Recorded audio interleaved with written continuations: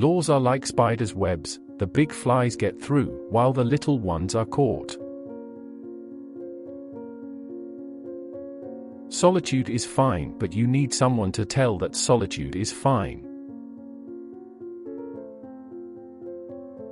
Our heart is a treasury. If you pour out all its wealth at once, you are bankrupt.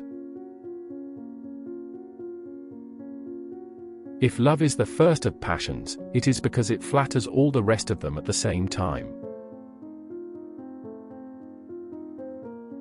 When women love, they forgive everything, even our crimes. When they do not love, they cannot forgive anything, not even our virtues.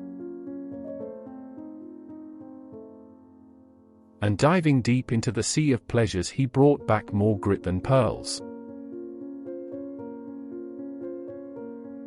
Courtesy is only a thin veneer on the general selfishness. Reading brings us unknown friends. The most natural feelings are those we are least willing to confess. To speak of love is to make love. Feeble folk are as easily reassured as they are frightened. People exaggerate both happiness and unhappiness. We are never so fortunate nor so unfortunate as people say we are.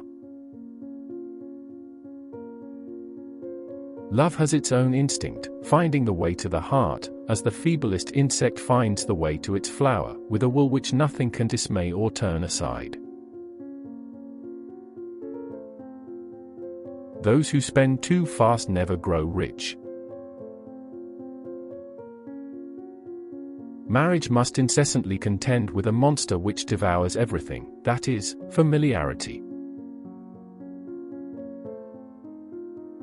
All human power is a compound of time and patience. Love is the poetry of the senses. Mankind are not perfect, but one age is more or less hypocritical than another, and then simpletons say that its morality is high or low. Our most cruel enemies are our nearest in blood. Kings have neither brothers, nor sons, nor mothers. All poetry, like every work of art, proceeds from a swift vision of things. The secret of a great success for which you are at a loss to account is a crime that has never been found out, because it was properly executed. The more a man judges, the less he loves. The man as he converses is the lover. Silent, he is the husband.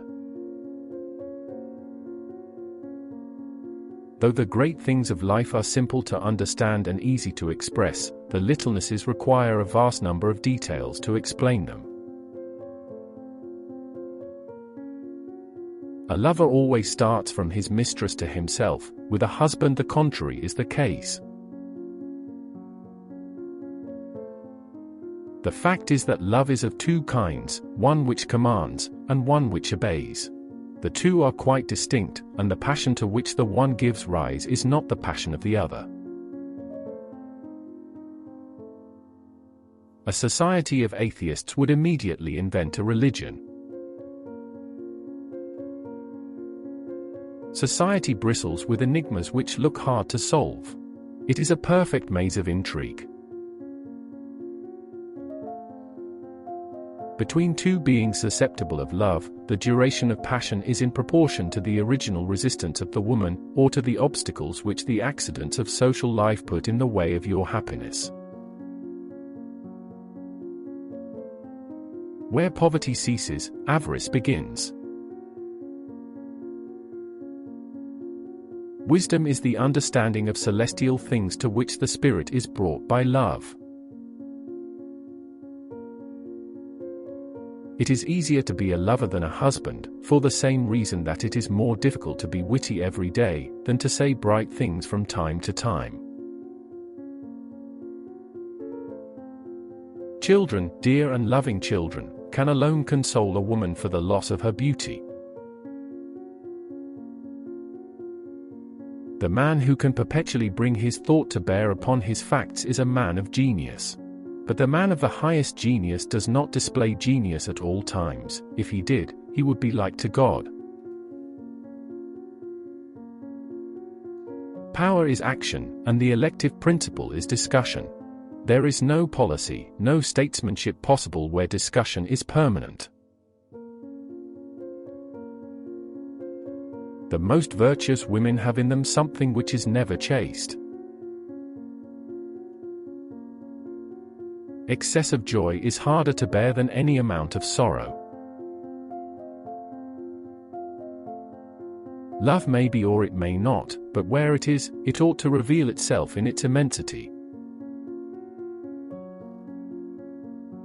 If youth were not ignorant and timid, civilization would be impossible. Vanity is only to be satisfied by gold in floods. Chance, my dear, is the sovereign deity in childbearing. Between the daylight gambler and the player at night there is the same difference that lies between a careless husband and the lover swooning under his lady's window. Little minds need to practice despotism to relieve their nerves, just as great souls thirst for equality in friendship to exercise their hearts.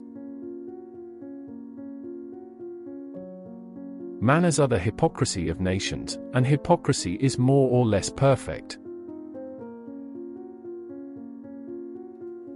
Finance, like time, devours its own children. You'll never know your wife cheats if she doesn't want it. Women are tenacious, and all of them should be tenacious of respect. Without esteem they cannot exist. Esteem is the first demand that they make of love. A flow of words is a sure sign of duplicity.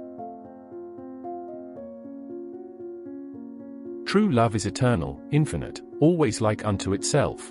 It is equable, pure, without violent demonstration. White hair often covers the head, but the heart that holds it is ever young.